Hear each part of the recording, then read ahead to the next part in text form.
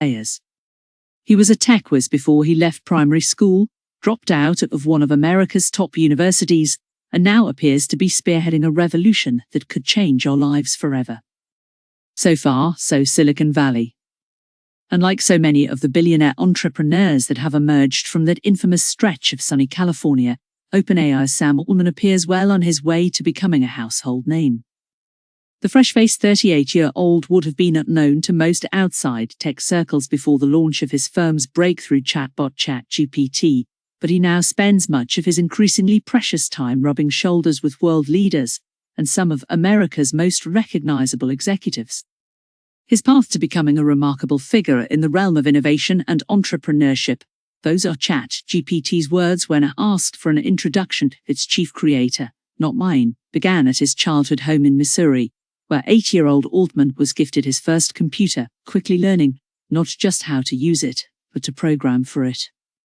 Altman attended John Burroughs School in St. Louis and told The New Yorker in a 2016 interview that having his computer helped him come to terms with his sexuality and come out to his parents when he was a teenager. Growing up gay in the Midwest in the 2000s was not the most awesome thing, he recalled. And finding AOL chat rooms was transformative. Secrets are bad when you are 11 or 12. A familiar dropout. With school in the rearview mirror, it was time for university, Stanford no less.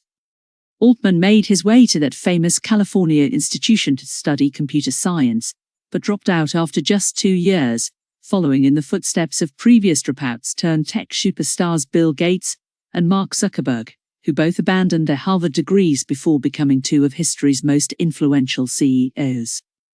Abandoning a precious spot at one of America's top universities seemed such a rite of passage for the country's leading tech entrepreneurs that it played right into the success story of the now disgraced Elizabeth Holmes, whose departure from Stanford to gate-crash Silicon Valley led to a wave of media attention not dissimilar to that currently given to Altman. His first post-university venture was a smartphone app called Looped, which let users selectively share their real-time location with other people. Some $30 million, £24 million, was raised to launch the company, aided by funding from a startup accelerator firm called Y Combinator, which lists the likes of Airbnb and Twitch among the internet companies it has helped establish. Altman became president of Y Combinator itself in 2014, after the sale of Looped for $44 million, £35 million in 2012. He also founded his own venture capital fund called Hydrazine Capital, attracting enough investment to be named on the Forbes 30 Under 30 list for venture capital.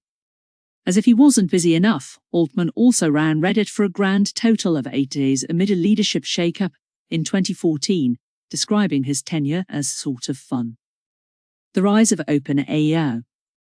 While his time at the top of Reddit only lasted 8 days, his oversight of OpenAI has now lasted 8 years.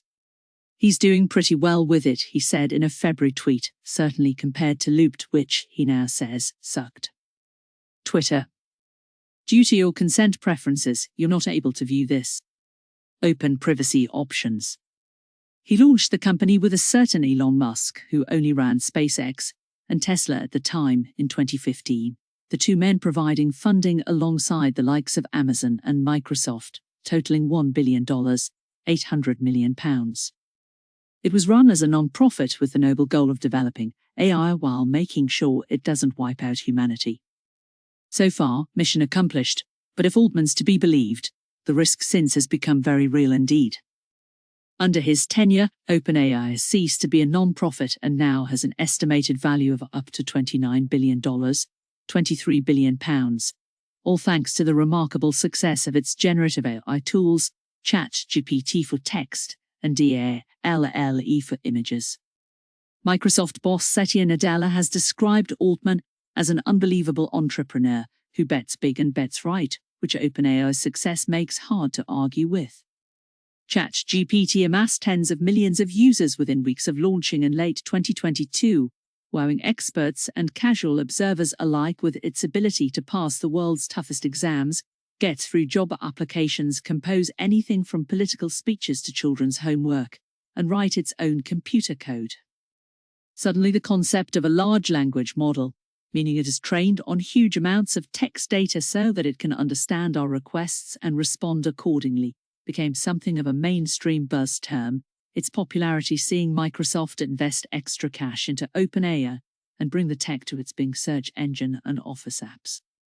Google also got in on the act with its Bard chatbot. Some of China's biggest tech companies entered the race, while Musk, who left OpenAI in 2018 due to a conflict of interest with Tesla's work on self-driving AI, has said he wants to launch his own one too. All the while, OpenAI's technology is also improving, an upgrade dubbed GPT-4 within months of ChatGPT's release showing just how quickly these models can develop. 216. My worst fears. But for all the wonder such systems have provided, it's matched, if not surpassed, by the concerns. Whether it be spreading disinformation or making jobs redundant, governments are scrambling to formulate an effective way of regulating a technology that seems destined to change the world forever. Perhaps with an eye on how some of his Silicon Valley contemporaries have failed to act on the dangers of their creations before it's too late, Altman appears keen to be a willing participant in just how it should be done. My worst fears are that we, the industry, cause significant harm to the world, Altman told the US Senate, his assessment that government regulation would be critical to mitigate the risks, undoubtedly music to the ears of politicians who never seem overly impressed by figures from the tech world. 112. In the space of a few short weeks, Altman met the US Vice President, Kamala Harris, France's Emmanuel Macron, European Commission President, Ursula von der Leyen, and the British Prime Minister, Rishi Sunak, all politicians who share the same hopes and fears about the potential benefits and dangers of AI. With the EU seemingly none too impressed by Elon Musk's running of Twitter, TikTok managing to achieve the mostly impossible task of uniting Democrats and Republicans against a common enemy, and Mark Zuckerberg having struggled to repair his reputation after the Cambridge Analytica scandal, the upstart Altman could be positioning himself to become a more durable tech star than some of his forebears. Image and Sam Altman meets with PM Rishi Sunak in May 2023.